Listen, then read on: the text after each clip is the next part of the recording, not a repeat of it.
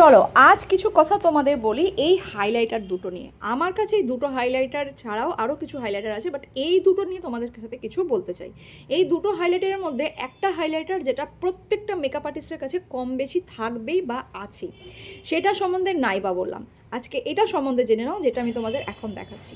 এত সুন্দর একটা হাইলাইটার, এত ভালো এর পিগমেন্ট, এত মিহি এর পার্টিকেলগুলো, একটুও ডাস্ট অফ হয় না, শাইন তো অসাধারণ সুন্দর। এবং সেকেন্ডে যেটা সোয়াচ করে দেখাচ্ছি সেটার পার্টিকেলগুলো দেখো এবং তার গ্লেসটাও দেখো, দেখলেই বুঝতে পারছো তোমরা কোনটা বেশি সুন্দর, কোনটার গ্লেসটা বেশি।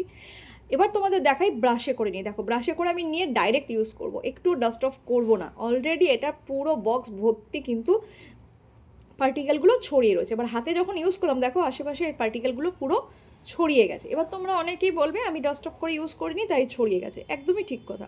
নেক্সট যেটা ইউজ করব সেটাও কিন্তু আমি ব্রাশটা ডাস্ট অফ করবো না, ডাইরেক্ট ইউজ করবো। কিন্তু দেখো তার কিন্তু একটুও পার্টিকেল আমার হাতের আশেপাশে কোথাও দেখবে না, মানে এটা ফল আউট করে না। এটা হচ্ছে সবথেকে বড় প্রমাণ। সেকেন্ডে যেটা দেখালাম ব্রাশ দিয়ে সেটা একটুও ফল আউট করে না, তার শাইন অসাধারণ সুন্দর, মিহি পার্টিকেল, তোমরা প্রত্যেকে ইউজ করতে পারো।